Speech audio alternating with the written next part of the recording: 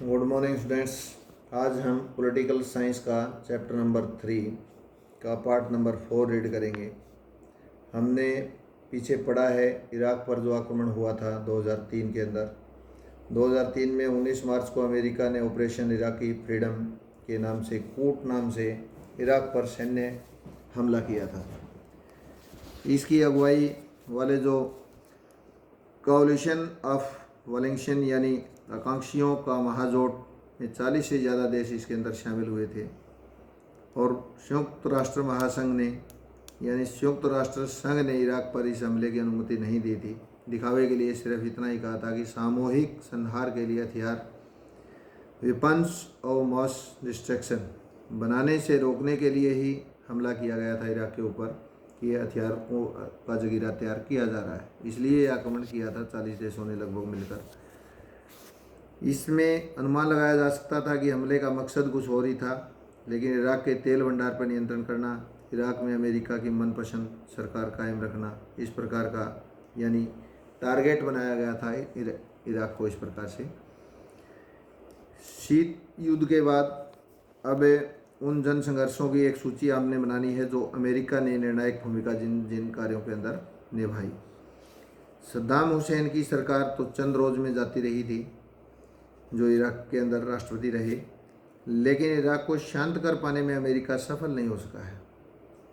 Iraq में America के खिलाफ एक पूर्णव्यापी विद्रोह भड़क उठा था। इराक में अमेरिका के 3000 सैनिक इस युद्ध में मरे और इराक के सैनिक कहीं ज़्यादा बड़ी संख्या में मारे गए थे। एक अनुमान के अनुसार अमेरिकी हमले के बाद लगभग 50,000 नागरिक मारे गए थे। अब ये बात बड़े व्यापक रूप से ही मानी जा रही है कि एक महत्वपूर्ण अर्थ में इराक पर अमेरिकी हमला सैन्य और राजनीतिक धरातल पर असफल सिद्ध हुआ था।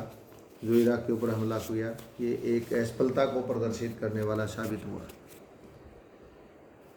क्या होता है वर्षों का अर्थ? राजनीति एक ऐसी कहानी है जो शक्ति के इर्द गिर्द घूमती है। किसी भी आम आदमी की तरह से हर समूह की ताकत पाना और कायम रखना चाहता है। हम रोज़ाना बात करते हैं कि फलाना आदमी ताकतवर होता जा रहा है, ये ताकतवर बनने की तुला हुआ है। विश्व राजनीति में विभिन्न देश या देशों के समूह ताकत पाने और कायम रखने की लगातार कोशिश करते हैं। यह ताकत सैन्य प्रभुत्व, आर्थिक शक्ति, राजनीतिक रुतबे और सांस्कृतिक बढ़त के रूप में होती है। ये होता है वर्षों। इसी कारण अगर हम विश्व राजनीति को समझना चाहें तो हमें विश्व के विभिन्न देशों के बीच शक्ति का जो बंटवारा है इसको समझना पड़ेगा। उदाहरण के लिए कि शीत युद्ध के समय 1945 से 1991 तक, 1945 में सेकेंड वर्ल्ड वार के बाद ये स्टार्ट हुआ था शीत युद्ध, और 1991 में सोवियत संघ के विघटन के साथ ही शांत हो गया। दो अलग अलग गुटों में शामिल देशों की ताकत जो थी इसके बीच में बट गया था शीत युद्ध के दौर में। शीत युद्ध के समय अमेरिका और सोवियत संघ इन दो अलग अलग शक्ति केंद्रों के अगुवा थे। सोवियत संघ के पतन के बाद दुनिया में एकमात्र महाशक्ति अमेरिका बचा। जब अंतर्राष्ट्रीय व्यवस्था किसी एक महाशक्ति या कहें उद्धत महाशक्ति के दबदबे में हो तो बहुधा इसे एक ध्रुवीय व्यवस्था भी कहा जा सकता है। एक ही धुरी बच गया है। भौतिकी के शब्द ध्रुव का जो यह एक तरह से भ्रामक प्रयोग है। राष्ट्रीय व्यवस्था में ताकत का एक ही तो केंद्र हो, इसे वर्षों शब्द के इस्तेमाल से वर्णित करना ज़्यादा उचित होता है। इसलिए हम इसको धुरी न कह करके इसको वर्षों शब्द का इस्तेमाल करते हैं इसके अंदर कि किसका वर्षों कैसा है। वर्षों सैन्य शक्ति के अर्थ के रूप में है। हेगेमनी शब्द की जो जड़ें हैं वो प्राचीन यूनान में हैं। इस शब्द से किसी एक राज्य के नेतृत्व या प्रभुत्व का बोध होता है।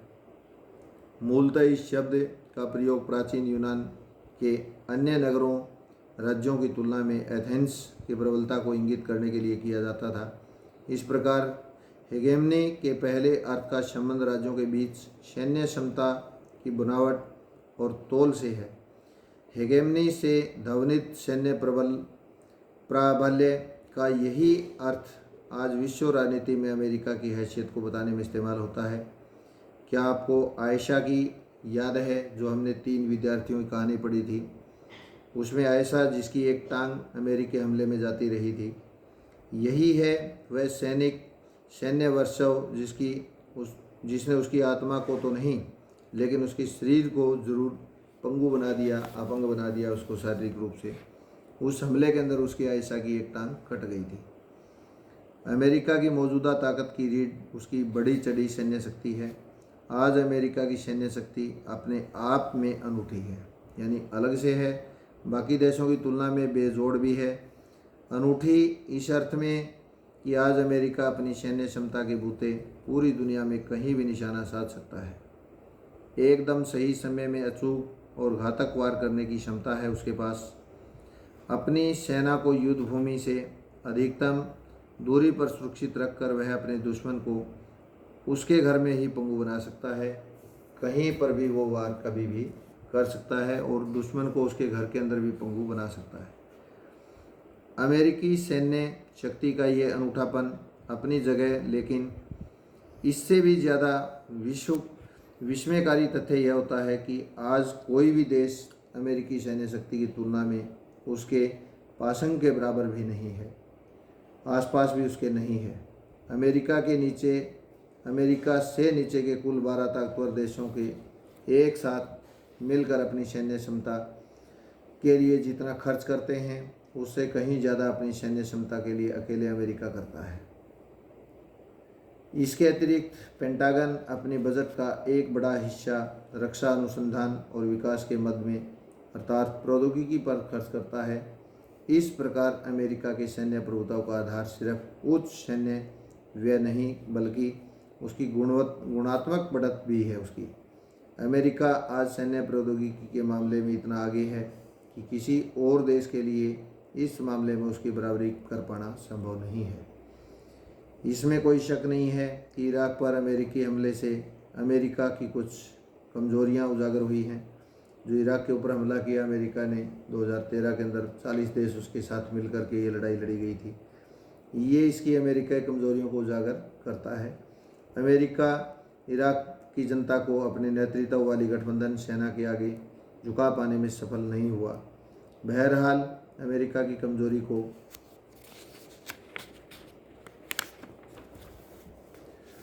पूरी तरह से समझने के लिए हमें इसे ऐतिहासिक परिप्रेक्ष्य से देखना चाहिए। इतिहास इस बात का गवाह है कि साम्राज्यवादी जो शक्तियां हैं इन्होंने सैन्य बल का प्रयोग महज 4 लक्ष्यों जीतने, अपराध करने, दंड देने और कानून व्यवस्था बहाल करने के लिए किया है। इराक के उदाहरण से प्रकट है कि अमेरिका की विजय क्षमता विकट है। इसी तरह अवरोध करने और दंड देने की भी उसकी क्षमता जो है वो स्वतः सिद्ध है। अमेरिकी सेना क्षमता की कमजोरी सिर्फ एक बात से जाहिर है कि वह अपने अधिकृत भूभाग में कानून व्यवस्था नहीं बहाल कर पाया है।